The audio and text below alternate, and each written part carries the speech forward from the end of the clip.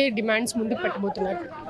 శాసనసభలో ముఖ్యంగా డిఎస్సి మీద పోరాటం చేయబోతున్నాం. ఏదైతే డిఎస్సిలో జిఎస్ఎల్ మెడికల్ ఇన్స్టిట్యూషన్స్ మరియు కిమ్యూ ఇంటర్నేషనల్ యూనివర్సిటీ భాగస్వామ్యంతో ఇండియన్ అలైన్డ్ ఎంబీబీఎస్ కోర్స్ అడ్మిషన్లు అందిస్తోంది నియో. స్కాములు జరిగినాయో, అక్రమాలు జరిగినాయో, అక్రమాలన్నింటినీ కూడా వెలుగు తీసే కార్యక్రమం చేస్తాం.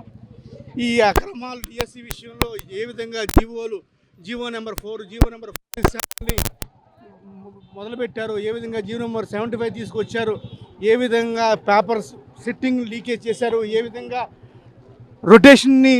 రొటేషన్ కావచ్చు, సెలక్షన్ ఆఫ్ ది క్యాండిడేట్స్ కావచ్చు, ఏ విధంగా చేశారు, ఇవన్నీ కూడా మేము వెలుగు తీయబోతున్నాం. తప్పకుండా లోకేష్ అసలు అక్రమాలే జరగలేదు అంటున్నారు. డిఎస్సి స్టూడెంట్స్ అందరూ వచ్చి అక్రమాలు జరగలేదు అని చెప్పి మరి నిన్న ప్రెస్ మీట్ పెట్టారు. దీని గురించి ఏమంటారు? డిఎస్సిలో అక్రమాలు జరగకపోతే ఎందుకు Lokesh third party enquiry initiate చేయడు? సిబిఐ ఎంక్వైరీ ఇనిషియేట్ చేయాలి. సిబిఐ ఎంక్వైరీ ఇనిషియేట్ చేసిన తర్వాత ఇదిగో నేను నిజాయితీపరుని, సచివుని, ఇదిగో నేను ఏమీ అక్రమాలు చేయలేదు కాబట్టి థర్డ్ పార్టీ ఎంక్వైరీ చేశానని చెప్పి లోకేష్ చెప్పొచ్చు కదా. ఎందుకు లోకేష్ థర్డ్ పార్టీ ఎంక్వైరీ చేయట్లేదని నా ఉద్దేశం. కావాలని పార్టీ మీద బురద చల్లుతున్నారని చెప్పి మీరు అవినీతులు చేస్తున్నారని చెప్పి చెప్తున్నారు. బురద చల్లట్లేదు, వాళ్ళ బురదని వెలుగు తీస్తున్నాం. మీ బురదని మీరు కడుక్కోవాలంటే ఇప్పటికన్నా సరే మీరు సిబిఐ ఎంక్వైరీ చేయాలని కోరుకున్నాను.